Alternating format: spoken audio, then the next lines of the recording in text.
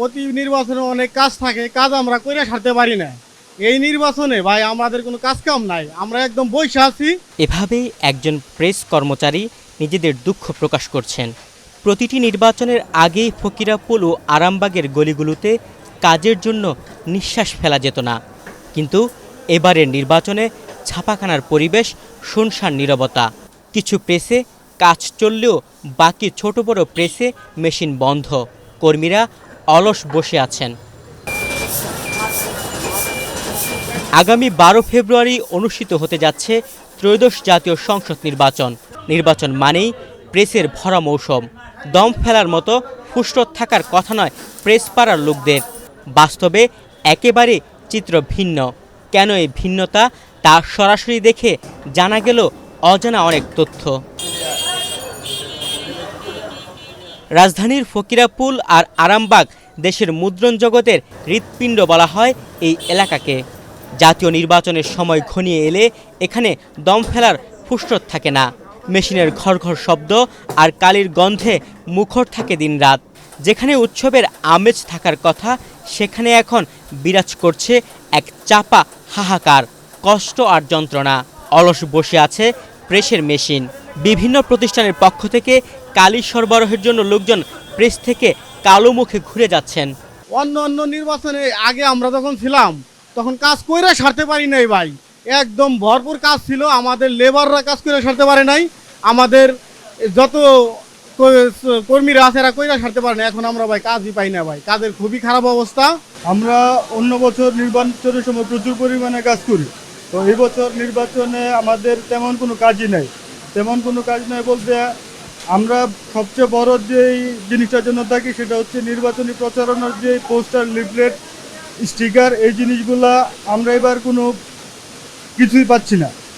তো এছাড়াও আমরা ডিজাইনের সেক্টরে আমাদের প্রচুর চাহিদা থাকে, প্রচুর কাজ থাকে, কিন্তু এবার এই জায়গাগুলো একেবারেই ফাঁকা। তো সেই ক্ষেত্রে আমাদের সাথে যারা জড়িত প্রত্যেকে খুবই কষ্টে আছে এবং আর্থিক সমস্যায় আছে। আর আগে নির্বাচনেও কাজ থাকতো, এবছর নির্বাচনে আমাদের কাজ আরও কমে গেছে। তাই আমরা চাচ্ছি সরকারের কাছে যেন কাজটা ভালো হয়, এই ক্ষেত্রে তারা লক্ষ্য রাখবে। কারণ আমরা যারা কর্মচারী আছি, কাজ না থাকলে আমাদের চলতে, আমাদের ফ্যামিলি পালতে বা চালাইতে অনেক কষ্ট হয়। এই কারণে আমি সবার কাছে বলছি, সরকারের কাছে বলতে চাচ্ছি যে আমাদের কাজের দিকে তারা লক্ষ্য রাখবে। প্রতিটি সংসদ নির্বাচনের আগে এই গলিগুলোতে দেখা যেত পোস্টার, ব্যানার আর লিফলেটের পাহাড়। দিনরাত শিফটে কাজ করেও কুলিয়ে উঠতে পারতেন না কর্মীরা।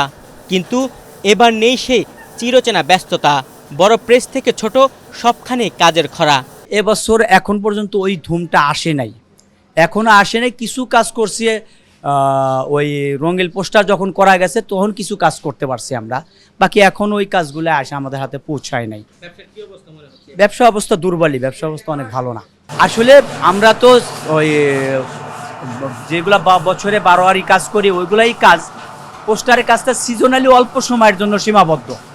এখন ওই কাজগুলো না থাকার কারণে কিছুটা তো ডাল হবে, এটাই স্বাভাবিক। হ্যাঁ, বড় পোস্টার চালু করলে আমাদের জন্য ভালো, আমাদের প্রেস লাইনের জন্য ভালো, প্রিন্টিং লাইনের জন্য ভালো। আমাদের যত প্রোডাকশন হবে ততই তো যত কাজ হবে তত ভালো হবে, তত ইনকাম ভালো হবে বা 2টা পয়সা রুজি হবে। কারণ এখন আমাদের যদি মনে করেন যে কাজ না হয় তাহলে তো আমাদের অবস্থা খারাপ, ব্যবসায় তো নাই, ব্যবসা বাণিজ্যের অবস্থা খারাপ।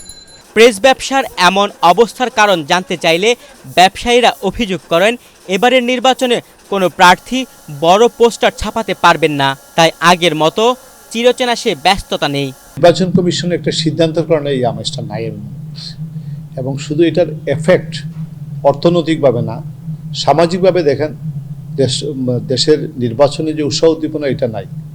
একটা উৎসবমুখের পরিবেশ তৈরি হয়, পোস্টার দিয়ে সাজানো, লিফলেট দিয়ে সাজানো, ব্যানার দেওয়া, আপনার বিভিন্ন কার্ড পরিবেশন করা হয়, কর্মীদের বুকে লাগায় ঘোরাফেরা করে, নেতাদের জীবন বৃত্তান্ত থাকে, রাজনৈতিক কর্মসূচি থাকে, কোনো কিছুই প্রচার এবং প্রকাশনায় না থাকার কারণে উৎসবমুখ পরিবেশটা নেই।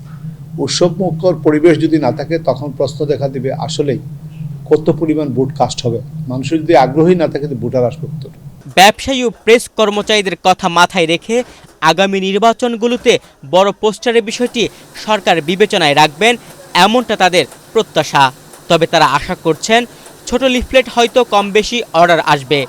আগামী 22 জানুয়ারি থেকে আনুষ্ঠানিক প্রচারে ছোট লিফলেট ব্যবহারের বিধান রয়েছে, তাই কম করে হলেও তাদের ব্যস্ততা বাড়তে পারে।